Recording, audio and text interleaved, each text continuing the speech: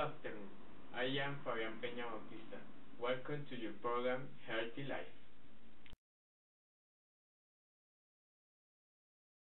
Today, in our program, we are going to speak about the arterial hypertension, a worldwide health problem that affects every age group. This is a passive and silent disease. The most cases are detected incidentally in medical consulting. Usually, people don't know what it is, and they ignore how to prevent it. Arterial hypertension simply means an increase on its normal value. However, this entity is not as simple. This alteration produces a cardiovascular deterioration that affects blood vessels in organs as heart, kidney, and brain. For this reason, the blood pressure measurement becomes a useful tool to diagnose and prevent this entity.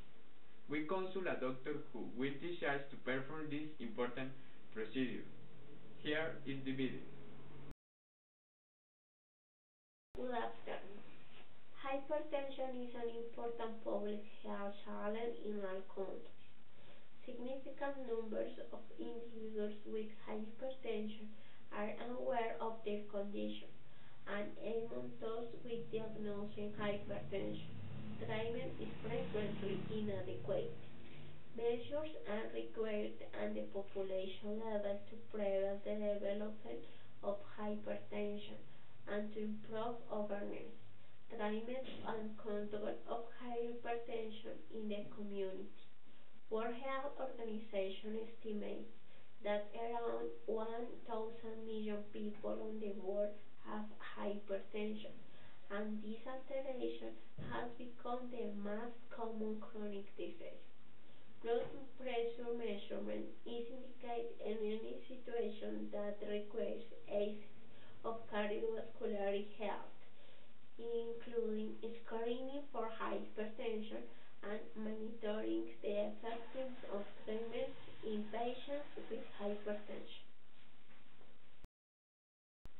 The procedure is a very helpful diagnostic tool that offers obtain valuable data. This process takes less than 2 minutes and ensures absence of discomfort for people. Anyone can measure blood pressure. The technique most widely used is the auscultatory method. In simple words, the system is based to hear the sounds produced by the expulsion of blood in occluded arterial point after decompressing the blood vessel. These sounds are called cough noise, and the occluded blood vessel is the brachial artery. The essential equipment for blood pressure measurement includes a stethoscope and a sphygmomanometer. A stethoscope consists of two earpieces that allow sounds of the heard by the user, a chest piece or head that detects the sounds, and a tubing that transmits sounds from the chest pieces to the earpieces. The sphygmomanometer consists of a blood pressure cuff containing a dispenser bladder, a rubber valve with an adjustable valve for inflation, tubing that connects the cuff to the bladder, and a manometer. Ideally, blood pressure should not be measured if people have engaged in recent physical activity, used tobacco, ingested caffeine, or eaten within the past 30 minutes. The arm should be supported and level with the hair.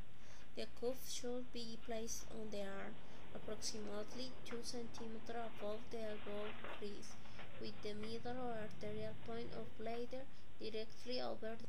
How can we estimate an appropriate initial cuff inflation pressure? We must determine the pulse obliteration pressure. This information is obtained palpating the radial pulse when inflating the cuff, taking note of the reading at which the pulse disappears.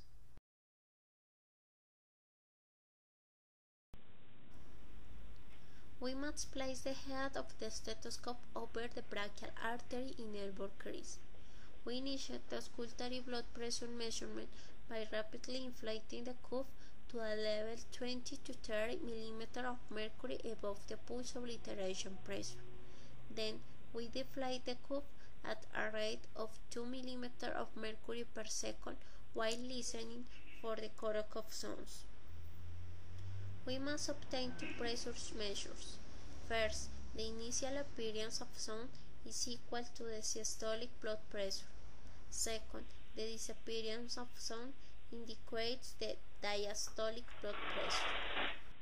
Interpretation of this information allows us to classify the blood pressure measurement and to know the patient's cardiovascular health state. It was a pleasure to be with you. Bye. Normal adult blood pressure is defined as systolic pressure less than 120 mm of mercury and diastolic pressure less than 80 mm of mercury.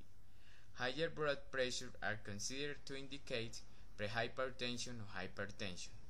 Prehypertension is defined as systolic pressure greater than 120 mm of mercury and less than 140 mm of mercury, and diastolic pressure greater than 80 mm of mercury and less than 90 mm of mercury.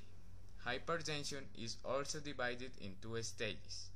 Stage 1 hypertension, systolic pressure greater than 140 mm of mercury and less than 160 mm of mercury, and diastolic pressure greater than 90 mm of mercury and less than 100 mm of mercury. Stage 2 hypertension, systolic pressure greater than 160 mm of mercury and diastolic pressure greater than 100 mm of mercury. If we suffer prehypertension or hypertension, we should consult a doctor. Arterial hypertension strongly alters the people's life. A healthy lifestyle is very important to prevent higher blood pressures and keep the arterial pressure in hypertensive patients. He says, if the people and the doctors work as a team, prevention and diagnosis of this disease will be very easy. We must remember that this video is intended solely for informational purposes, and it don't replace proper measurement by qualified medical professionals. It was Walti Life. I will see you in our next program. Bye.